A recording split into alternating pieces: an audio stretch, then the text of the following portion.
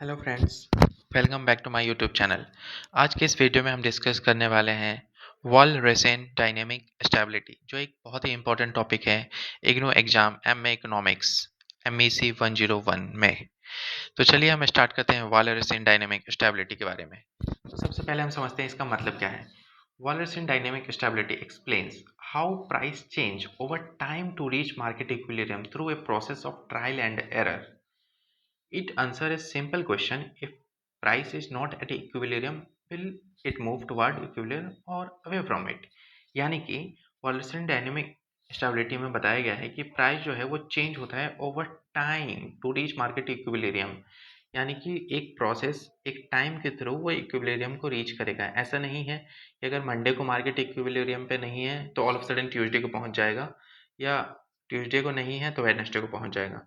नहीं, मार्केट जो है वो इक्विलिब्रियम को पहुंचने में कई बार वीक्स ले लेता है, कई बार महीने ले लेता है, तो वो एक प्रोसेस के थ्रू ही इक्विलिब्रियम के लेवल पे पहुंचता है। इन सिंपल वर्ड्स अगर हम बोले तो if demand is greater than supply there is no shortage. यानी कि क्या है कि डिमांड हमारी है, मान लो आप 10,000 kg की मार्केट में, ठीक है, और हमारा सप्लाई है 15,000 kg का, ठीक है। तो यहाँ पे शॉर्टेज नहीं है, तो शॉर्टेज नहीं है तो क्या होगा, प्राइस जो है वो इंक्रीज होगा। इफ सप्लाई जो है demand then there is surplus, यानी कि सप्लाई हमारी कितनी है 15,000 और हमारी डिमांड कितनी है 10,000। तो इस केस में क्या होगा, प्राइस डिक्रीज होगा, क्योंकि हमको कैसे ना कैसे बस अपना 15,000 का सामान बेचना है। मार्केट में डिमांड नहीं है लेकिन हमको बेचना है, तो इस केस में प्राइस जो है हमको कम करना पड़े तो हम कम करके भी बेचेंगे, तो प्राइस क्या होगा, कम हो जाएगा।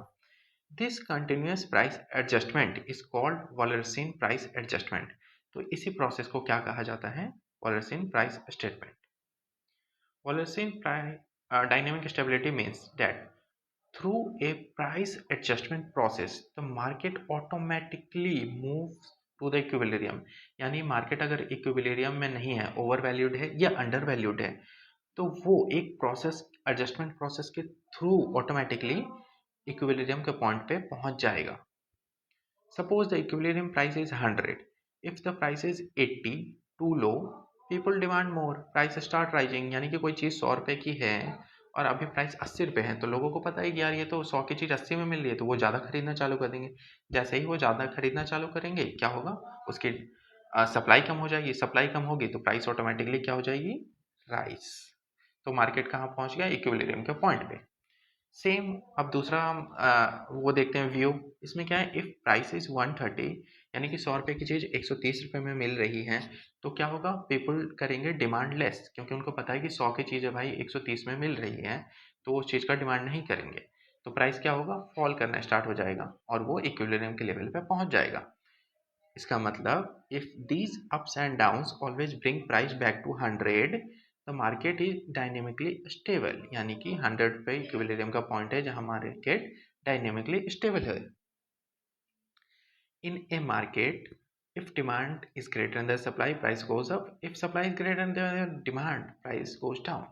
If the price adjustment process always brings the market back to equilibrium, we say the market is Walrasian dynamic stable। इस पॉइंट को क्या कहा जाता है, वॉलरेसियन डायनेमिक स्टेबल। अब हम देखते हैं ये tatonnement process. What's called this adjustment process tatonnement, which means groping और ट्रायल एंड एरर। यानी कि हमें पता नहीं है कि मार्केट कब इक्विलिब्रियम के पॉइंट पे पहुंचेगा, तो इस चीज को हम ट्रायल एंड एरर कहते हैं। नो एक्चुअल बाइंग और selling happens until equilibrium price is reached. Price keep adjusting, यानी कि वो खुद को एडजस्ट करता रहता है बेस्ड ऑन एक्सेस डिमांड और एक्सेस सप्लाई। अब डायनेमिक स्टेबिलिटी की कंडीशन क्या है, कंडीशन देखते हैं। डीपी यानी price equal to quantity demand income, demand minus sale की जो प्राइस है वो।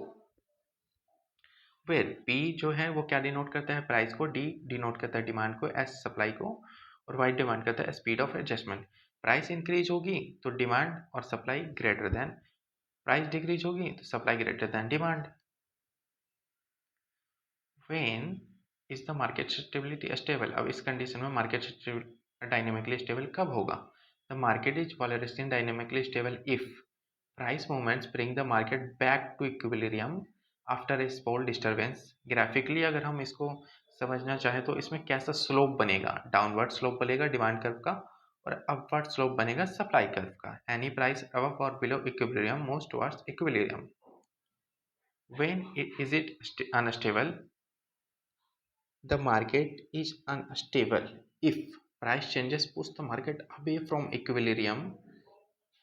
Example, upward sloping demand curve or downward sloping curve. Small disturbance cause price to diverge, यानी कि अगर इक्विलिब्रियम का पॉइंट हमारे इस ग्राफ पे ये है, ठीक है, और प्राइस अगर नीचे आती है और प्राइस ऊपर जाती है तो ये एक पॉइंट है जहाँ पे हमारा इक्विलिब्रियम रीच करेगा। एग्जाम्पल अगर हम देखते हैं, न्यूमेरिकल इक्विलिब्रियम प्राइस 100 है, एक्चुअल प्राइस 90 है। अगर डिमांड ज़्यादा है सप्लाई से, प्राइस प्राइस टू 100 यानी कि इक्विलिब्रियम पे पहुंच जाएगा 90 से, ये प्राइस बढ़ के 100 पे। Since price return to equilibrium the market is dynamically stable. इसमें की एजम्पशंस क्या क्या ली गई हैं? अब डायनेमिक स्टेबिलिटी में क्या क्या की एजम्पशंस ली गई हैं जिससे उसको माना गया है कि ये सारी कंडीशन फुलफिल करने ही चाहिए, तभी ये थ्योरी जो है काम करेगी। परफेक्ट कंपटीशन होना चाहिए, प्राइस एडजस्ट फ्रीली होना चाहिए, नो ट्रेड बिफोर इक्विलिब्रियम होना चाहिए, consumer and producers respond to price signals, वो प्राइस सिग्नल्स को देख के ही रिस्पॉन्ड करेंगे। वन लाइन आंसर अगर हम देना चाहें अपने एग्जाम में तो क्या होगा?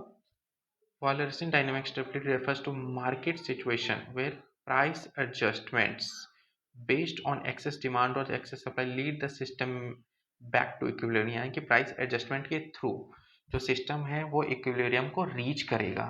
इस चीज को कहा गया है डायनेमिक स्टेबिलिटी अकॉर्डिंग टू वालरसियन। तो ये थ्योरी बहुत ही इंपॉर्टेंट थ्योरी है और ये आपके एग्जाम में 20 मार्क्स में बहुत रिपीटेडली आती है, हर 2 अटेम्प्ट 3 अटेम्प्ट में आ ही जाता है। तो अगर आपको 20 मार्क्स स्कोर करने हैं तो ये इस थ्योरी को बहुत अच्छे से कवर करें। अगर आपने एकदम टू द पॉइंट जैसे इस वीडियो में आपके पॉइंट्स हैं, अगर आपने ये लिख दिए तो आपके 16 to 18 मार्क्स एटलीस्ट कवर कर लेगा ये, ठीक है। तो और भी MEC 101 के वीडियोस देखने के लिए हमारे प्लेलिस्ट में जाएं और हमारे चैनल को सब्सक्राइब करें। Thank you.